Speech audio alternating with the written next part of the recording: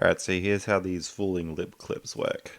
Alright, so we got Banjo, we got our nice ledge. So basically what you want is you want like a lip that looks like that with the ground. This height here, I just managed to get one with like 127-ish units high, but that's like pretty high. Ideally what you want is less than 100, and Banjo is basically gonna like fall into the corner there. We know from zipping theory that there's like a certain range under the ground that like if you've got here's a frame, here's a frame, here's a frame, here's a frame, and then like the next frame where you're about to land, you would theoretically be that far under the ground. If that happens, you get a zip to like the next floor triangle. We want to combine that with going into a corner with a lag frame. So you've got like, let me get rid of this fella. You've got basically like, yeah, dot, dot, dot, dot. And then like your next dot would be out here, which you want in that zippity range. And then, you want, all right, so you want to combine this also with a lag frame. So the lag frame is going to put you, the lag frame is going to put you like under here basically and kind of over a bit more. So the game thinks you're in the zippity range, but you're actually under here and over a bit more. And for some reason that clips you through.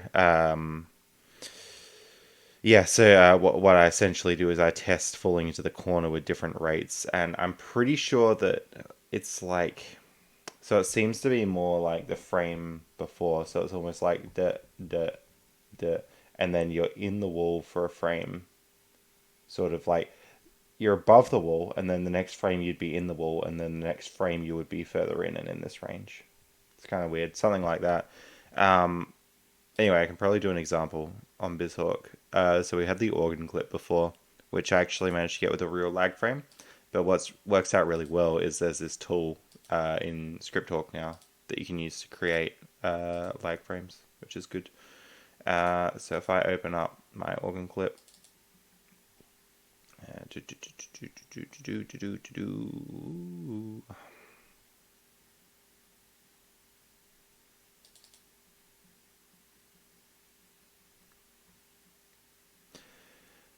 so yeah, to use this lag frame tool, you want to go into ScriptHawk. You want to go. Now, I already did this before I started the TAS project, but you basically want to go load ASM patch, and that'll give you the option to open up Lua, and then I'm on PAL, so PAL ASM. It patches it, it's all good. And then I also have another script which I wrote, which kind of helps to poke the lag. And what my script will do, what the ScriptHawk script does is it basically sets, when this byte is set to 1, you're going to get a lag frame. And in combination with that, what my script does is when you press C up or the L button, you'll get a lag frame. So suppose I want a lag frame like here. You can see that my DX is like 27-ish, so like 27, 27, 27, 27, 27, 27. But if I give myself a lag frame, it'll try and speed Banjo up to compensate it. And you get 27, 41.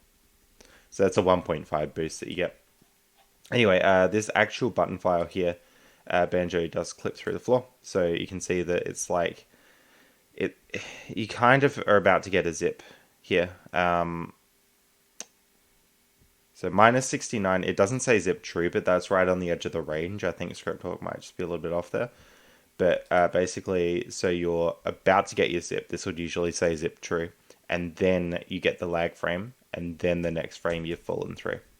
So that's an organic lag frame, which I got from doing these C right presses and funky camera stuff. If I just remove those completely, then Banjo doesn't clip through because I don't get the lag frame.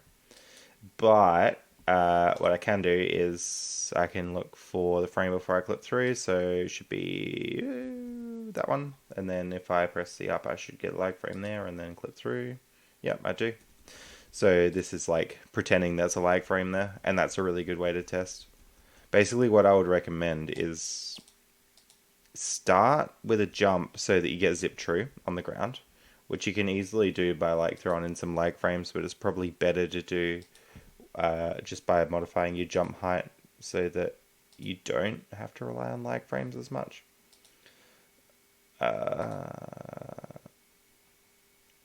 Maybe I can try this. Start with a jump with zip tree. That's what I want. You can play around with lag frames. You can use TAS jumps if you're not getting a height that works. There we go. 4 lag frames gives me a zip tree. Which, yeah. And then, like, you should theoretically be able to mess with these until you get through. It's not, like... It's not super precise, but... See, probably the issue here is that I'm not actually going into the ground enough. Which could be an issue with me actually not getting far enough in this jump.